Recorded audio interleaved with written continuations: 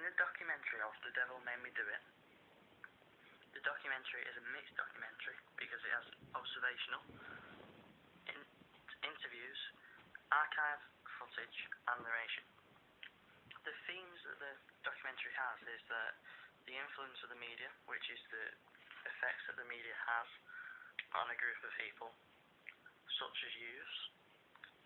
It also has themes such as crime, religion versus devil worship, which is also equal to good versus evil.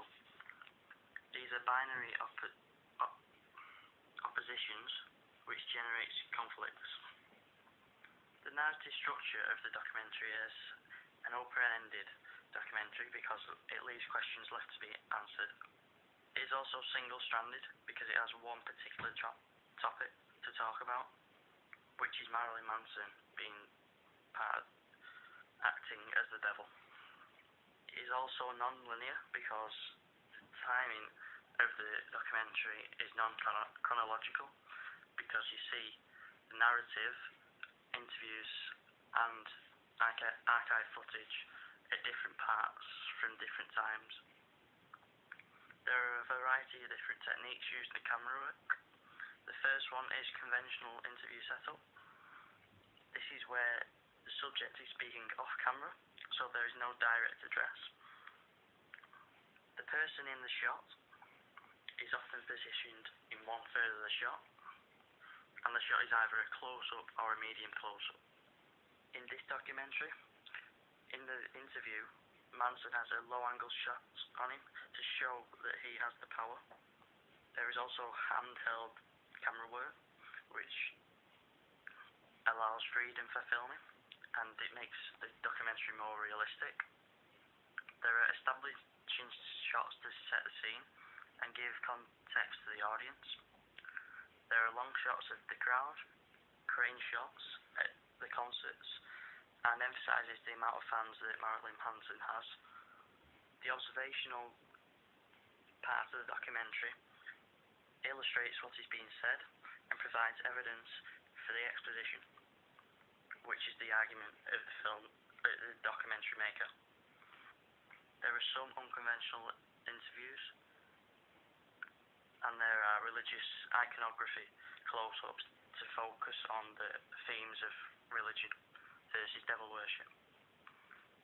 For the mise-en-scène, the lighting of Manson in the interview shows that half of his face is dark. This is to emphasise that Marilyn Manson has two sides to him, a light and a dark side, to show that he's both good and bad, evil. In the background of the interview, there is a cloakroom or a changing room, which is there to show that Manson is just a normal person as well, and that his band is just an act. There are real people used in this documentary, and the locations are also real because it is set in Italy. The clothing that people wear and what you see them wear every day because it is a real piece of footage. There are relevant people to the subject of the documentary, so there are experts in the field of religion and crime, as there are police officers that are interviewed as well. The sets of the interviews are relevant to the person as well. An example of this is where there is an expert on devil worship and he is sat in an office. There is religious iconography in clothing as well to show if they are towards religion or follow the devil worship. For sound, there is a narration that gives information and understanding to the audience, which highlights key elements of the exposition. There is a young male narrator who is English, but with no particular accent, and he has authority and knowledge, known as the voice of God. When there is a translator, the interviewee's voices are lowered so you can hear the translation.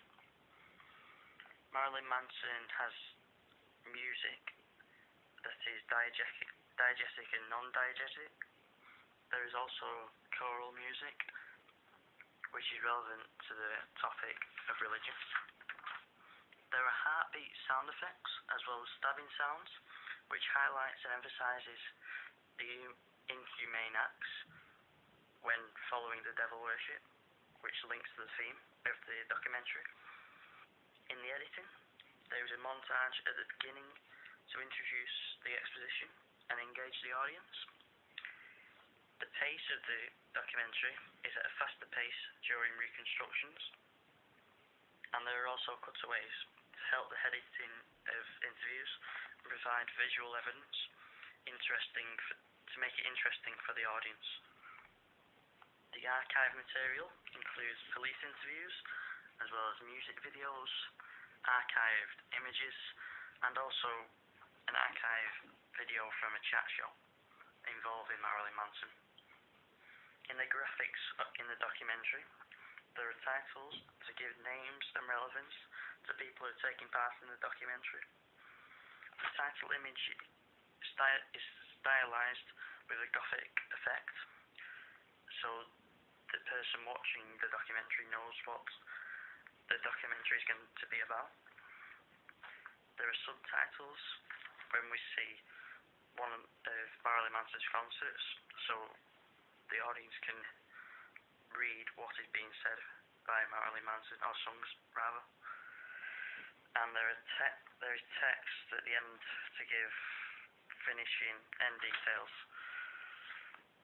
to round off the documentary and give further information to the audience.